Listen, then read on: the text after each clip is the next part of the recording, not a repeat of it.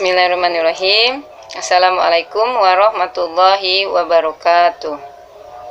Alhamdulillahirrahmanirrahim. Assalatu wassalamu ala asrofil anbiya'i wal mursalin wa ala alihi wa sahbihi ajmain. Asyhadu an la ilaha illallah wahdahu la syarikalah, lahul mulku wa lahul hamdu wa huwa ala kulli syai'in qadir.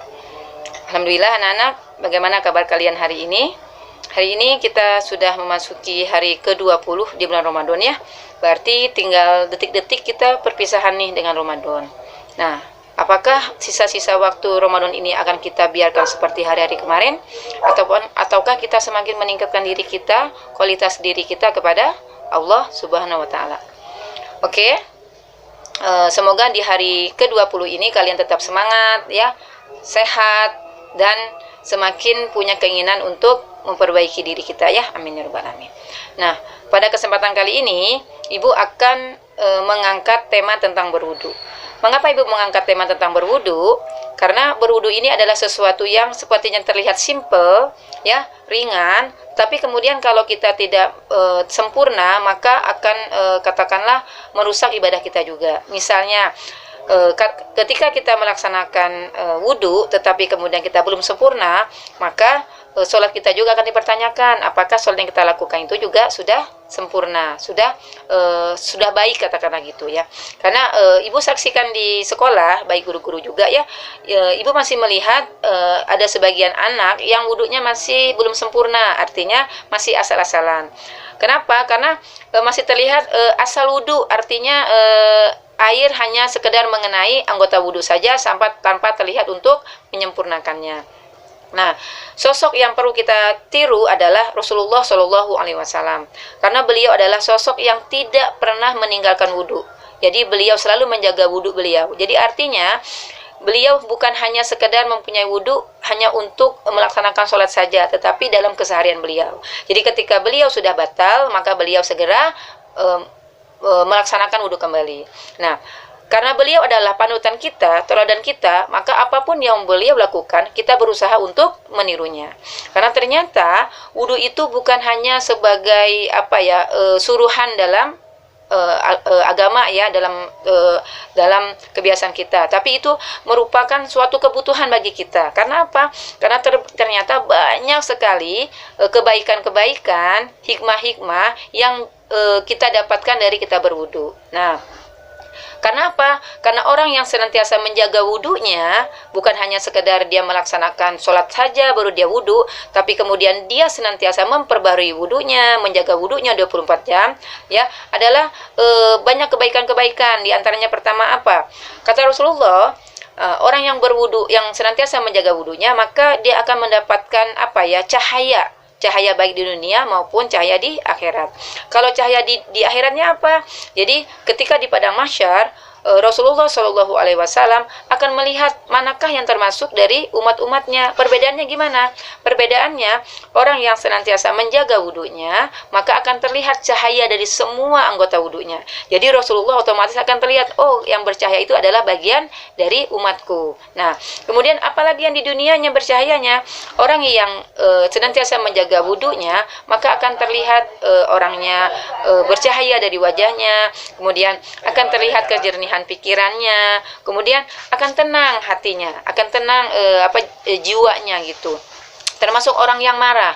Ketika orang yang marah, Rasulullah juga menyunahkan untuk orang tersebut segera melaksanakan wudu. Karena menurut Rasulullah, marah itu adalah perilaku setan.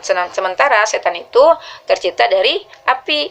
Api itu bisa dipadamkan dengan air. Maka kata Rasulullah, ketika seseorang marah, segeralah dia berwudu. Nah, kemudian apa lagi nih hikmahnya?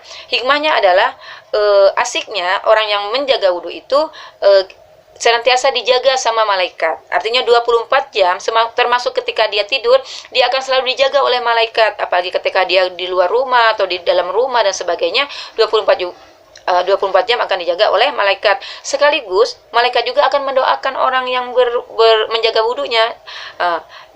Doanya gimana?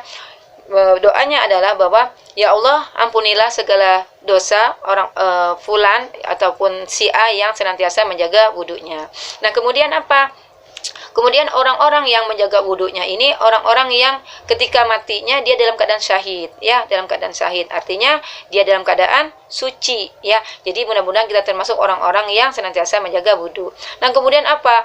Kemudian menurut Ibu Mah, ya, bukti kita syukur kepada Allah. Artinya apa? Karena banyak sekali nikmat Allah yang tidak bisa kita hitung satu persatu. Banyak sekali, ya. Di antaranya apa? Bukti rasa syukur. Artinya nikmat Allah misalnya, ya, maaf ini.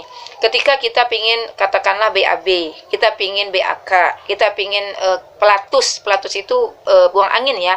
Bayangkan oleh kita, kalau BAB, BAK, pelatus itu kita tahan, apa yang terjadi? Pasti akan merusak kesehatan kita, membuat kita nggak nyaman dan sebagainya. Segera, ya, ada nikmat Allah yang segera harus kita keluarkan, ya, seperti itu. Ketika kita mengeluarkannya, bagaimana bukti syukur kita? Bukti syukur kita, mari kita berwudu. Kita jaga wudhu kita, setelah kita BAB, setelah kita BAK, setelah kita pelatus, segera kita melaksanakan wudhu kita. Jadi jangan sampai kita enggan, kita malas melaksanakan wudhu. Karena sebenarnya wudhu itu juga membawa kebaikan untuk diri kita sendiri. Nah, kemudian apa lagi?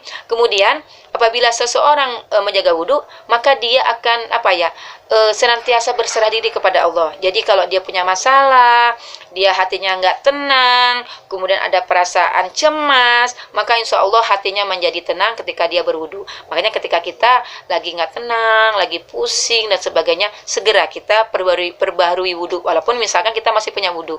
Jadi jangan sampai kita enggan, kita males, kita ogah-ogahan untuk melaksanakan wudu. Nah, kemudian apa lagi nih nikmatnya orang yang senantiasa berwudu? Ternyata Allah sudah menjamin bahwa, ya, orang yang senantiasa menjaga wudu, insya Allah Allah maafkan segala dosa-dosanya. Artinya apa? Ketika kita melaksanakan wudu, misalnya dari mencuci muka kita, kemudian tetesan sampai akhir, tetesan dari air wudu yang terakhir itu juga akan menggugurkan dosa-dosa kita. Misalkan dari kita membersihkan wajah, mata kita Allah bersihkan dosa-dosanya dari hal-hal yang seharusnya tidak boleh kita lihat, bukan hak kita dan sebagainya, ataupun pandangan-pandangan yang nggak bagus banget gitu kita lihat, Allah maafkan. Kemudian dengan kita berkumur misalnya, Allah juga akan memaafkan dosa-dosa yang kita lakukan dari mulut kita. Misalnya, na'udzubillah min dzalik, kita masih suka ngomongin orang lain, menggosip orang lain, bersuuzon ke orang lain, ataupun mengucapkan kata-kata yang kadang-kadang kita nggak sadar bahwa kata-kata itu juga menyakitkan orang lain, menyinggungkan perasaan lain, sehingga orang lain menyimpan rasa sedih, menyimpan rasa luka di hatinya. Jadi dengan begitu, insya Allah Allah maafkan, dan kita juga akan semakin memperbaiki diri, sehingga kita juga akan menjadi manusia-manusia yang senantiasa evaluasi atau muhasabah diri, ya. Jadi Ibu mengajak kalian, mari kita menjaga wudhu kita sehingga kita menjadi orang-orang yang senantiasa semakin meningkatkan kualitas kita di pandangan Allah, ya, tentunya, dan menjadi bagian dari umat yang dicintai oleh Rasulullah. Demikian yang bisa Ibu sampaikan. Wabillahi taufiq wal hidayah. Wassalamualaikum warahmatullahi wabarakatuh.